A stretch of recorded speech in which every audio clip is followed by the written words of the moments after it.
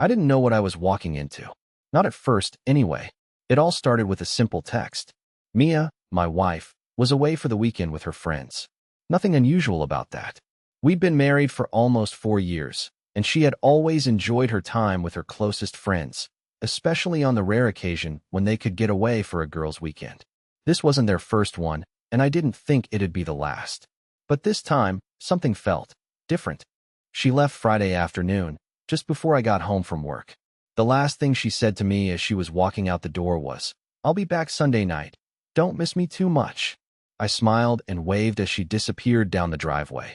And for a few hours, everything felt normal. Saturday morning, I woke up early to the hum of my phone.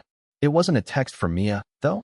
It was an email notification. My bank had flagged a suspicious transaction. I opened it, expecting the usual kind of nonsense, but then I saw it. An unknown charge for a dinner reservation at a high-end restaurant, one I didn't recognize. It was made using my credit card. I immediately assumed it was a mistake or some kind of fraud. I called the bank, but they said the charge had been processed 2 days ago, around the time Mia was supposed to be settling into her weekend getaway. I was puzzled. Mia didn't mention a reservation, I thought. I tried to call her, but it went straight to voicemail. By mid-afternoon, I started to get nervous. The more I thought about it, the more I started to wonder if something wasn't right.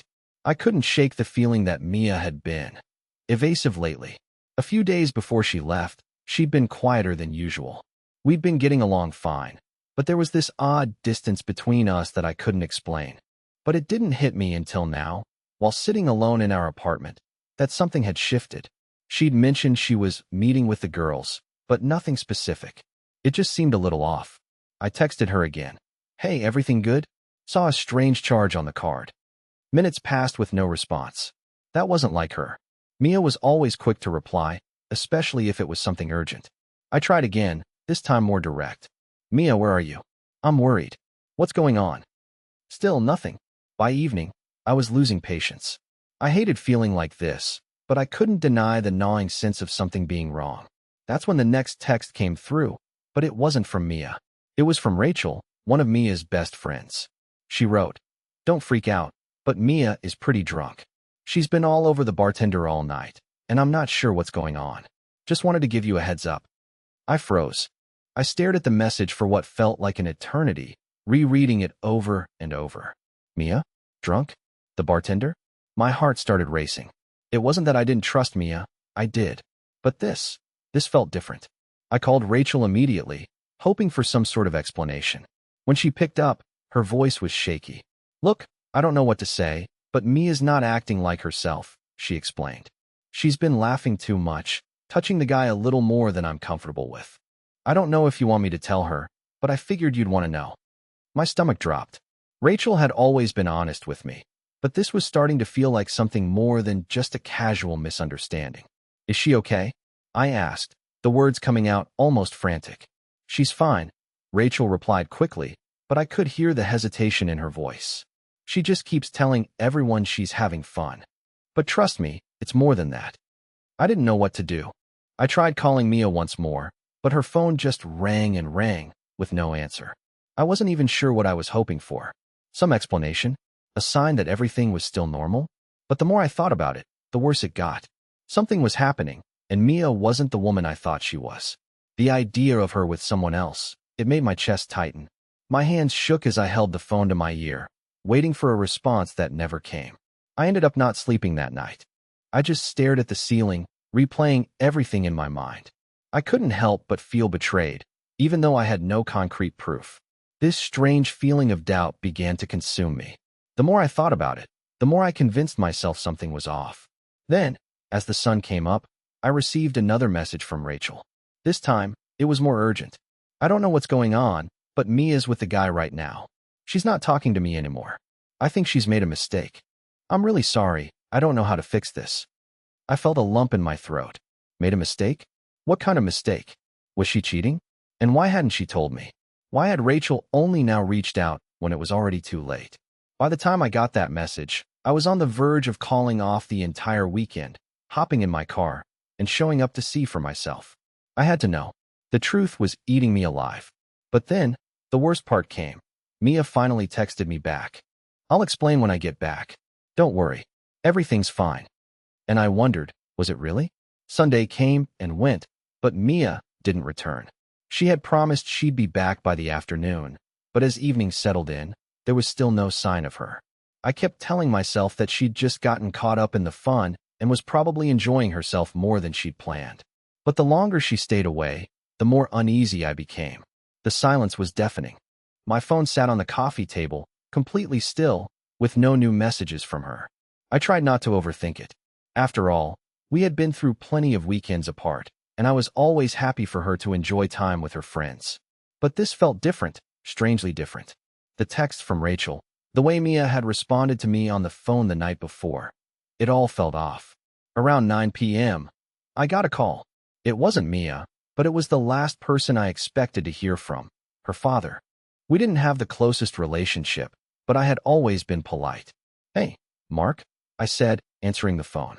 "Is Mia with you?" he asked, his voice gruff. There was a sharp edge to it that made my stomach churn. She was supposed to come by today, but she hasn't been answering her phone, and no one's heard from her. I froze. I wasn't the only one worried. "No, I haven't heard from her either," I said, trying to sound as calm as possible, though my heart was pounding in my chest. "I've been trying to get a hold of her all day, but no luck." There was a long pause. I could tell he wasn't convinced by my response, but after a moment, he sighed. "Well, if you hear from her, let me know. It's not like her to just disappear." Not like her to disappear? That stung. I knew something wasn't right. If Mia had truly wanted to get away, she would have told me more. She would have called by now. And why had Rachel mentioned that Mia was with someone else? Why hadn't Mia mentioned it herself? I couldn't stand the waiting anymore. I grabbed my keys and decided I'd drive over to the cabin she had rented with her friends. It wasn't too far, just a couple of hours away. But I knew I had to get answers. The uncertainty was tearing me apart. I didn't even bother telling her father. I couldn't explain this feeling in words. The drive felt endless, and every passing minute only added to my mounting anxiety.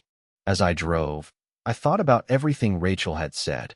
The way she mentioned Mia had been flirty, too close to the bartender. And those random charges I had seen on the credit card, the dinner reservation Mia hadn't mentioned. None of it added up. By the time I reached the cabin, it was nearly midnight. The dark, quiet road leading up to it didn't help ease the unease that was gnawing at me. I parked my car in front of the small house and sat there for a moment, gathering my thoughts. My heart was racing, but I knew there was no turning back now. I wasn't going to leave until I knew the truth. I knocked on the door, but there was no answer. I knocked again, harder this time, and waited. Still nothing. I was about to knock again when I heard movement behind me. I turned quickly to find Rachel standing at the edge of the porch, her face pale, eyes wide. "Where's Mia?" I asked before she could say anything. Why didn't she come back? Why hasn't she answered her phone? Rachel hesitated, glancing back at the cabin before meeting my eyes. She looked guilty, almost like she knew more than she was letting on. "She's not here," Rachel said softly. "She left with someone." Left with someone? My mind reeled. Who? Why didn't she tell me? Why didn't you tell me? Rachel took a deep breath, her voice shaking. "It's Jake, the bartender she met last night." I tried to stop her, but she insisted. She said she needed to clear her head. I didn't know what to do, but when I saw her with him, I just knew. I felt a knot tighten in my stomach. Jake? The same guy who had been in the video with Mia? The same bartender Rachel had mentioned? I couldn't understand why Mia would do something like this. "You're telling me she left with him?" I asked, trying to process what Rachel was saying. "What do you mean clear her head?" Rachel nodded. Mia was never the type to just leave. But last night, after a few drinks, she was acting different. And Jake, he didn't help. She swallowed hard, clearly uncomfortable. "I'm sorry, I tried to talk to her. But she told me she just needed some space, and I didn't know what else to do." I shook my head in disbelief. I had trusted Mia. I had always trusted her. But now I was standing here, in front of the cabin, with nothing but confusion and hurt clouding my thoughts. "How long has she been gone?" I asked, barely able to speak. Rachel's voice wavered as she answered. "She left with him about 4 hours ago. Said she was going to clear her head at the lake." The lake? The lake? I couldn't understand any of this. Why hadn't she told me any of this? Why hadn't she reached out? Mia had always been honest with me, but now, everything felt like a lie. I looked at Rachel, my chest tight with frustration. I need to find her. Now. Rachel stepped back, her hands trembling. You can't. Not yet. She said she needs time. And I don't think it'll help to push her now. But I couldn't listen to that. Not after everything. I needed to know why Mia had done this, what had made her turn to someone else, and what I was supposed to do with all this pain. I walked to my car and grabbed my phone. I needed to hear from Mia herself, and I wasn't leaving until I did. I didn't care anymore about giving Mia space. She needed to explain herself. I started the engine of my car with a roar, my knuckles white as I gripped the steering wheel. The lake. Rachel had said Mia was at the lake, so that's where I would go. I didn't know how far it was, but I wasn't going to sit idly by while everything I thought I knew crumbled away. What was happening? How had everything turned upside down in such a short time? The drive felt like it took hours. I couldn't stop thinking about what Rachel had said about Mia. She left with Jake. Jake, the bartender. What the hell was going on? Was she really that unhappy? Had I missed something all along? The idea of Mia, my wife, spending time with another man in this way, it didn't make sense. As I drove closer to the lake, the trees around me grew denser, and the world outside the car seemed to get darker. The streetlights became fewer, and everything felt like it was closing in on me. I kept my eyes fixed ahead, trying to calm my nerves, but the more I thought about what had happened, the more angry I became. I didn't want to believe it, but everything pointed to betrayal. Finally, I reached the edge of the lake. The water was dark, reflecting the pale moonlight above. I parked the car by the side of the road, my heart pounding in my chest. The silence was unsettling. I stepped out of the car and took a deep breath, trying to steady myself. There, across the shoreline, I saw something that made my blood run cold. Mia, but not alone. She was with him. I froze in place. Mia and Jake were sitting on the edge of the dock, the glow of a small lantern lighting their faces. She had her head tilted back, laughing at something he had just said. The sound of her laughter cut through the still night air, but it didn't sound like the laugh I knew. It sounded different, like she was pretending. Jake was leaning in closer, his hand brushing against her arm as he spoke, and she didn't pull away. I stood there, a sick feeling spreading through me, but I couldn't look away. I didn't know what to do. Should I confront them? I knew I couldn't stay hidden much longer, not with the way things were unfolding. But the image of Mia laughing with him, so carefree, just made everything hurt so much more. I had to get answers, but I didn't know how. I took a step forward, and the sound of the leaves crunching beneath my feet seemed to echo in the quiet of the night. Mia turned her head at the sound, her eyes scanning the area. It took a moment before she saw me, and when she did, the smile on her face faltered. "Mark?" she whispered, standing up quickly, almost too quickly. Her voice was shaky. "What are you doing here?" I couldn't hide the frustration in my voice. "What am I doing here?" "You're with him. Jake, right? You said you were clearing your head, but you're here with him, at the lake? What's going on, Mia?" She took a step back, a faint flush spreading across her cheeks. She was caught, but she didn't know how to explain it. Jake stood up, looking uncomfortable. He seemed to sense the tension in the air and said nothing, just watching me. Mia finally spoke, her voice low and hesitant. I didn't mean for you to find out like this." I laughed bitterly, the sound hollow in the quiet night. "Really? You didn't think I'd find out? You left with him. You're sitting here with him at the lake, and you think I wouldn't come looking?" "Mark, it's not what you think," Mia said, her eyes darting between me and Jake. I just needed some space. You don't understand. Things have been complicated, and I didn't know how to tell you." "Complicated?" The word hit me like a punch to the gut. "Complicated?" I couldn't breathe for a moment. "Complicated? Mia, this is more than complicated. You've been spending time with him, and you haven't even told me. I've been calling, texting, wondering where you were, and this is what you've been doing?" "I didn't want to hurt you," she whispered, her voice barely audible. "I thought I could just get away for a bit, clear my head, but I ended up here, and now everything feels like it's falling apart." I felt like I had been hit by a train. Everything was falling apart. I had spent the entire weekend in agony, trying to make sense of Mia's behavior, trying to justify her silence, trying to understand what had gone wrong. And now, standing here, I realized that maybe I never knew her as well as I thought. I turned to Jake, who hadn't said a word since Mia had spoken. He was looking at me now, as if trying to gauge whether or not I was going to blow up. I could feel the anger bubbling up inside me. "You? Who the hell are you? What are you doing here with my wife?" Mia quickly intervened. Mark, please, don't. No. I snapped, my voice harsh. Asterisk, you don't get to tell me how to feel right now. This is my wife. You've been sneaking around with her behind my back, and you think I'm supposed to just accept this? What the hell is going on, Mia? Why him? Why not talk to me? Why not tell me what's really going on? Jake stepped forward, finally speaking up. Look, man, it's not like that. Mia and I cut him off before he could finish. Don't speak. You don't know a damn thing about what's going on in my life. Mia stepped in, her voice shaking. Mark, I'm sorry. I really am. This wasn't supposed to happen. I don't know what I was thinking, but I didn't want to hurt you. I thought I was just trying to get some clarity. I couldn't stand it anymore. The hurt was suffocating. The betrayal was too much to process in this moment. I turned away, my heart racing, but I didn't say anything more. The lake, the two of them standing there behind me, the realization that nothing was as it seemed, it all hit me like a wave, crashing down on everything I thought I knew. I left. I didn't know where to go, but I couldn't stay there, not with them. I didn't want to look back, but every step away from that lake felt heavier than the last. I didn't know where Mia went from here, but I sure as hell wasn't going to be a part of it. I drove home, the silence in the car almost suffocating, and in that silence, all I could think was, how could I have been so blind? And more importantly, how could she do this to me? I didn't go home immediately. I couldn't. Not after everything that had happened, not after seeing them together by the lake, with Jake acting like he had every right to be there. My thoughts were spinning, confusion mixing with raw anger. Every time I closed my eyes, I could see Mia's face, her half-formed apologies, her words that sounded rehearsed. I just needed space. What did that even mean? Space from me? Or from us? I couldn't get the thought out of my head. I drove aimlessly for a while, the engine of my car purring softly as I navigated the dark roads, unsure of where I was headed. I wasn't even thinking anymore. I was just moving, trying to outrun the storm in my mind. The feeling of betrayal, of being so completely blindsided, weighed heavy on my chest.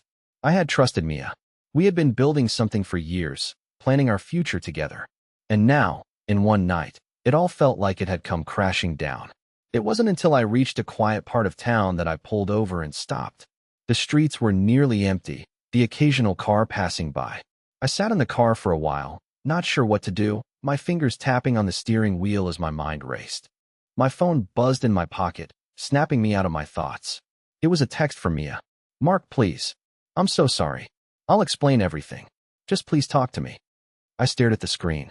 I wanted to respond. I wanted to scream at her for doing this, for keeping secrets from me, for dragging me into this mess. But I didn't. Instead, I just turned the phone off and threw it on the passenger seat, letting the silence fill the space around me. I thought about going back to the lake to confront Mia again, but I couldn't. I wasn't ready. The confrontation was still too fresh, too raw. I needed time. I needed answers. But I knew I couldn't keep avoiding her. I had to face the reality of what was happening, no more running away from it. After a few minutes, I turned my car around and headed home. My apartment felt cold when I walked in, the emptiness of it almost suffocating. The quiet was deafening without Mia's presence, and the silence felt heavier now than it ever had before. I moved around the apartment like a ghost, not sure what I was looking for. I found myself standing in the living room, staring at the empty space where she usually sat, laughing at something ridiculous on TV or talking about her day. I missed her, but more than that, I missed the truth. My mind kept replaying the events at the lake, her distant voice on the phone earlier, and the confusion in her eyes when I confronted her. What was she really hiding? Why hadn't she just been honest with me from the start? What had really happened that night? I didn't want to do this, but I knew I had to. I needed to hear it from her. I needed to understand what had pushed her to this point. And as much as I hated to admit it, I needed to know if I could trust her again. I grabbed my phone from the passenger seat, turning it back on. There were several missed calls, one from Mia, one from Rachel, and a few from my own family. But it was Mia's number I dialed first. I couldn't avoid her anymore. The phone rang several times before she picked up. Mark, she said, her voice trembling. I don't know what to say. I don't know how to make this right. I squeezed my eyes shut. You don't get to say that. You've had time. Time to think, to explain. But instead you left me in the dark. You went with him. Jake. Why, Mia? Why did you do this? There was a long silence on the other end of the line.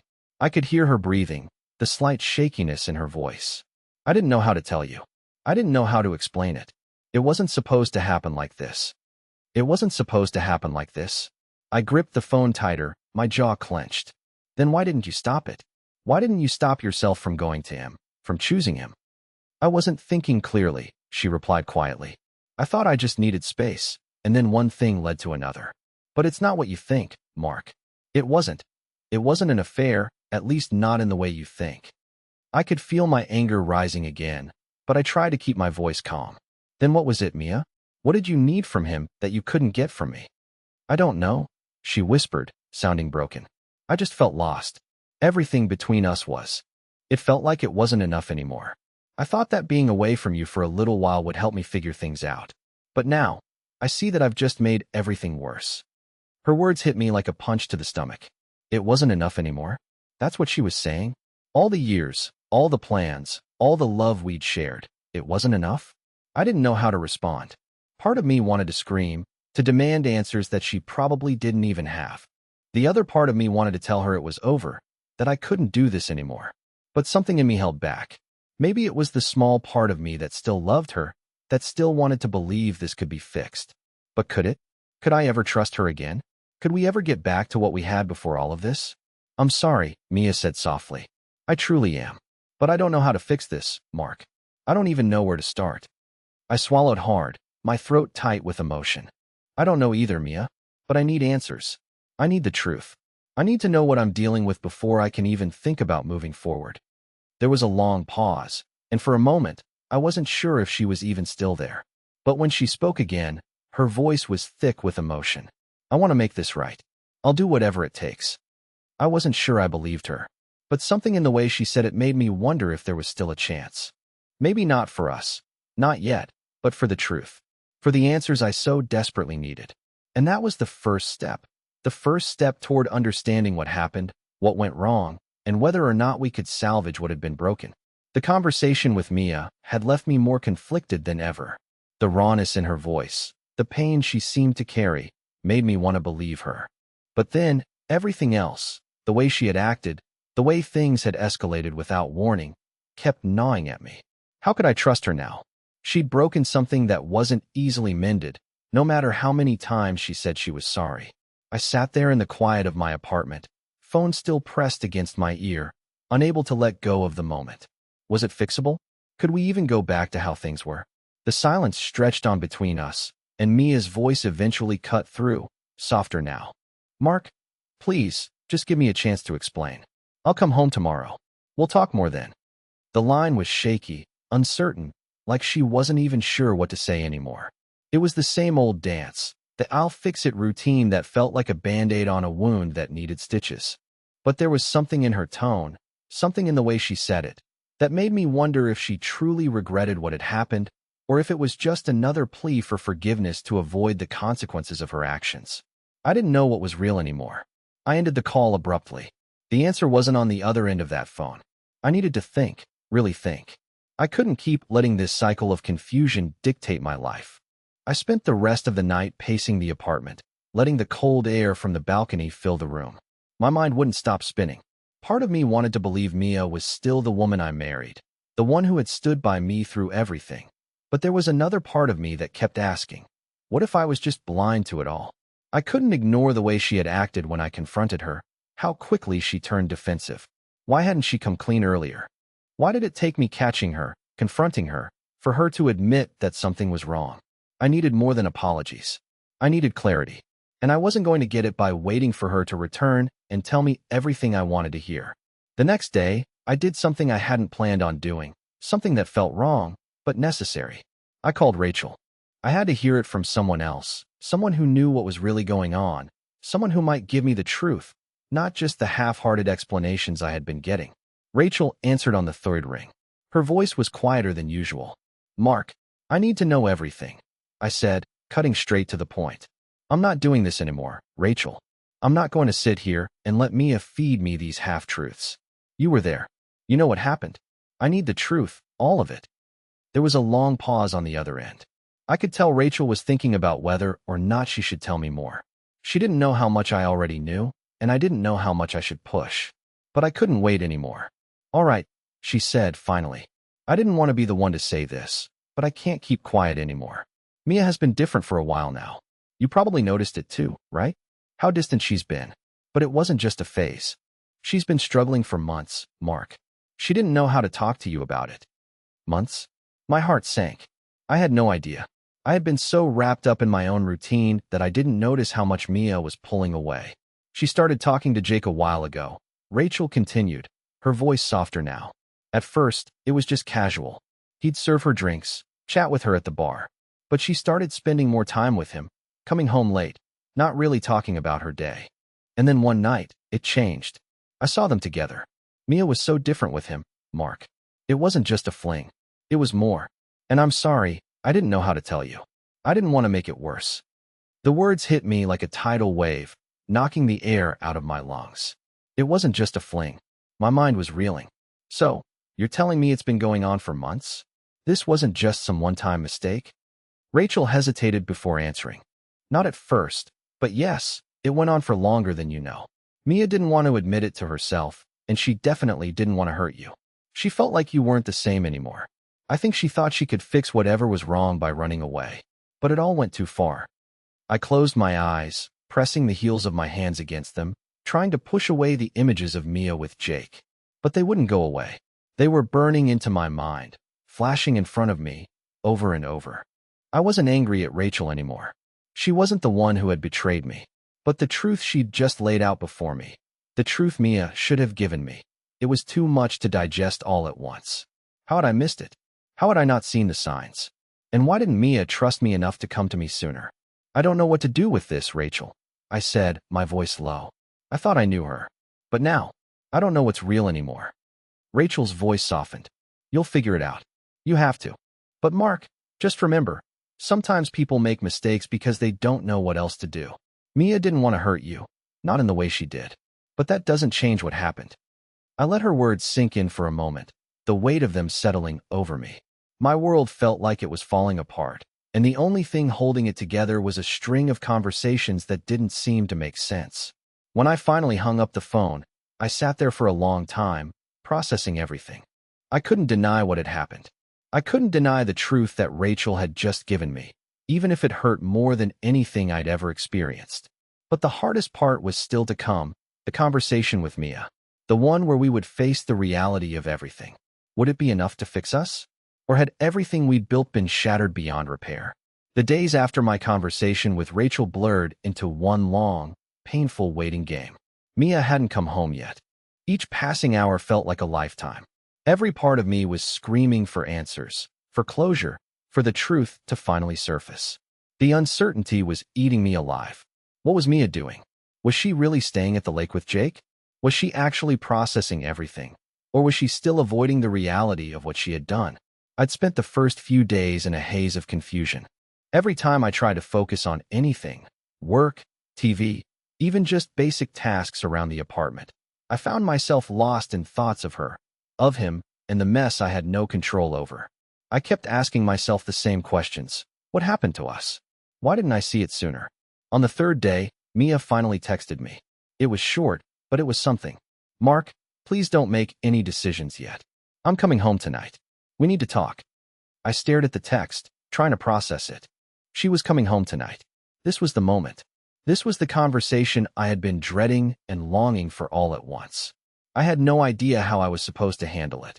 Part of me wanted to scream at her, demand the truth, ask every question that had been bubbling up since the first time I saw her with Jake.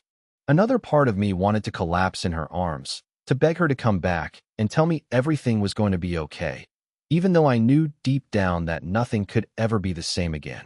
I didn't reply to her message. There was nothing more I could say. We need to talk. That was enough of an invitation for me to prepare for the worst. As night began to fall, I found myself pacing again. I could barely sit still. I tried to distract myself, maybe go for a walk or order some food, but nothing helped. I was trapped inside my own thoughts, trapped by the question that kept repeating itself in my mind. Was I still the man she loved? The doorbell rang at 9:17 p.m. I froze. The sound echoed through the apartment, louder than it should have been. It's her. I walked to the door slowly, my heart thumping in my chest. When I opened it, Mia was standing there, looking exactly as I remembered her. Her hair pulled back into a messy ponytail, her eyes tired, her posture slumped as if the weight of everything had already started to wear her down. But there was something else too. Something I couldn't quite place, something that made her seem smaller, as if she wasn't sure what to expect from me. She looked at me, eyes searching mine, but said nothing at first. "Can we talk?" she asked softly, almost pleading. I stepped aside and nodded, my voice barely above a whisper. "Yeah, we need to." We both walked into the living room, the same room where everything had fallen apart in my mind. I sat down on the couch, trying to steady my breath, trying to hold back the anger, the hurt, the frustration. She sat across from me, but there was an awkwardness between us now, a barrier I wasn't sure could ever be broken. Mia shifted uncomfortably.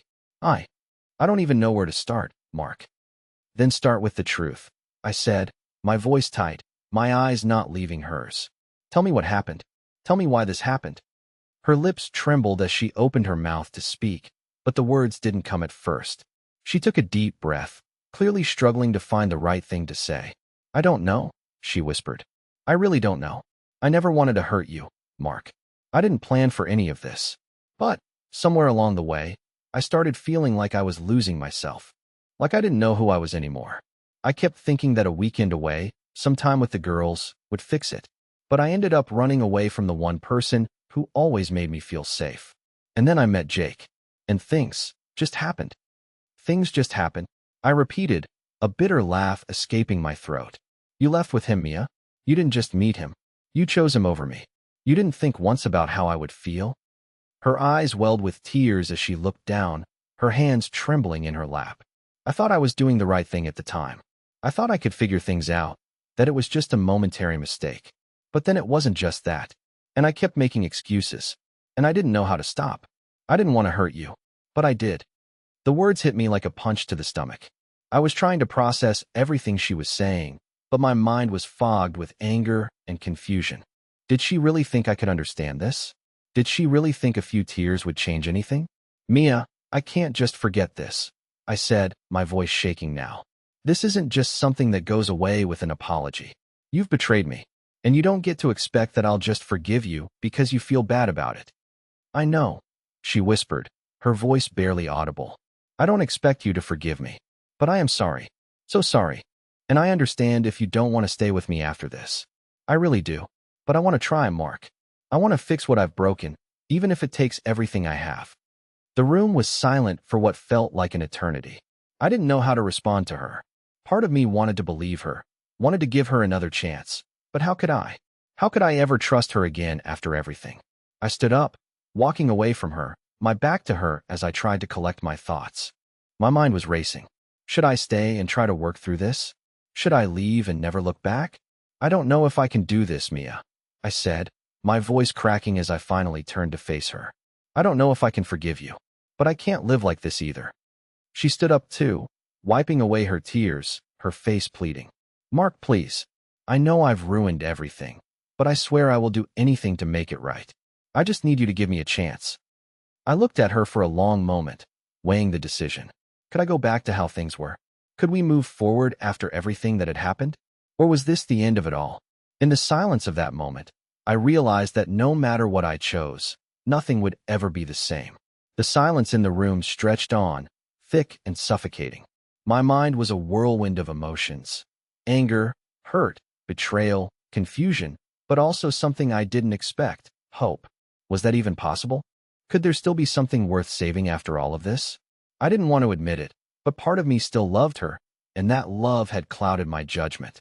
Mia stood there, tears streaming down her face, her hands shaking as she reached out to me. I could see it in her eyes, the regret, the desperation, the plea for forgiveness. But could I forgive her? Could I just forget what had happened?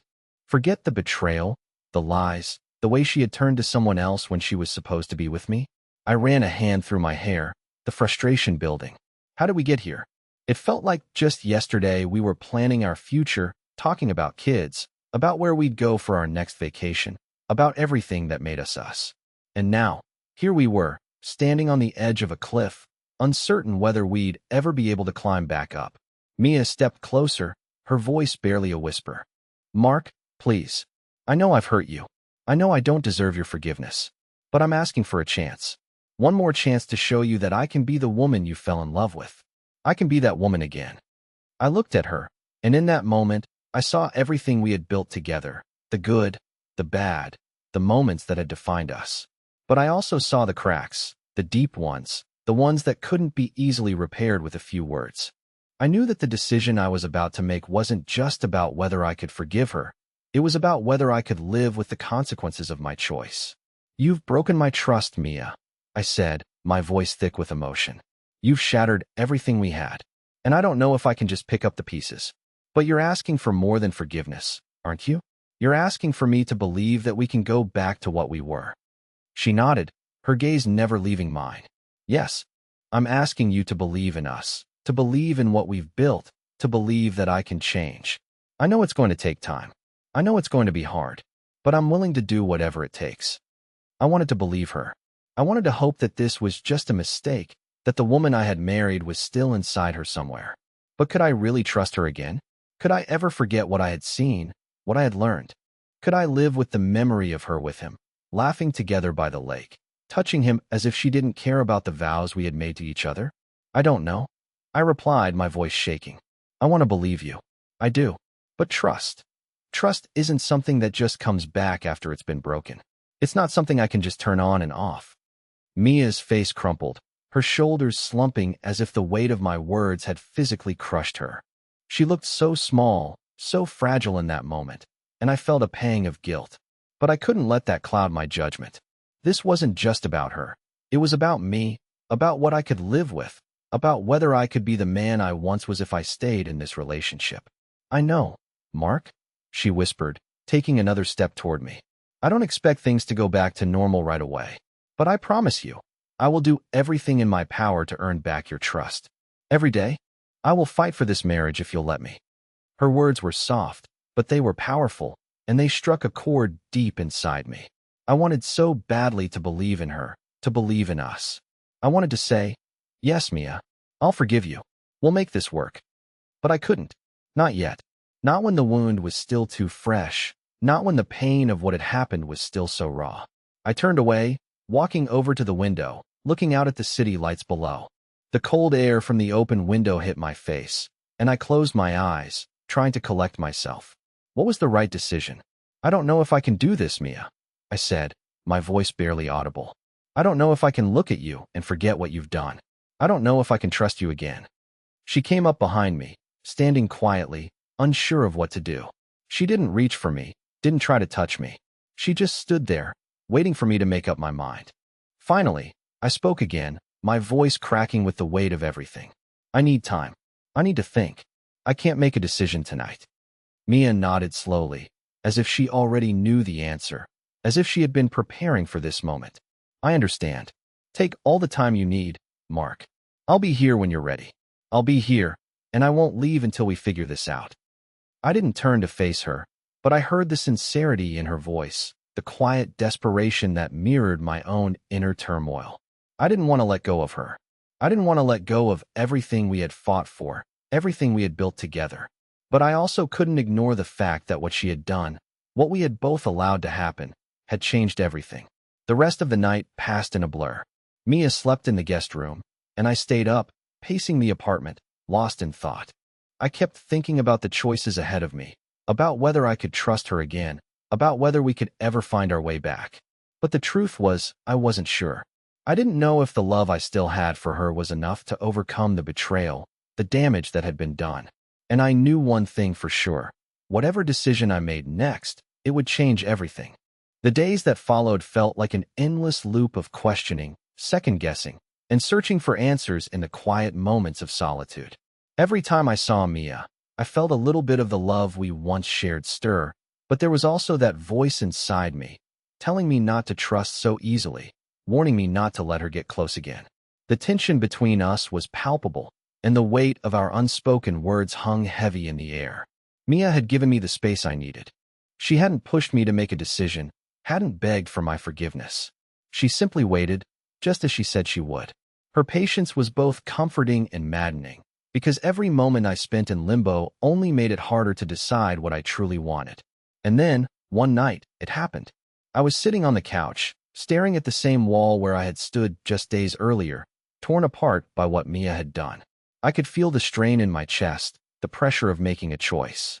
I was exhausted from the emotional roller coaster, from the back and forth, from the what-ifs and could-have-beens. Mia came into the room, and for the first time in days, we simply looked at each other.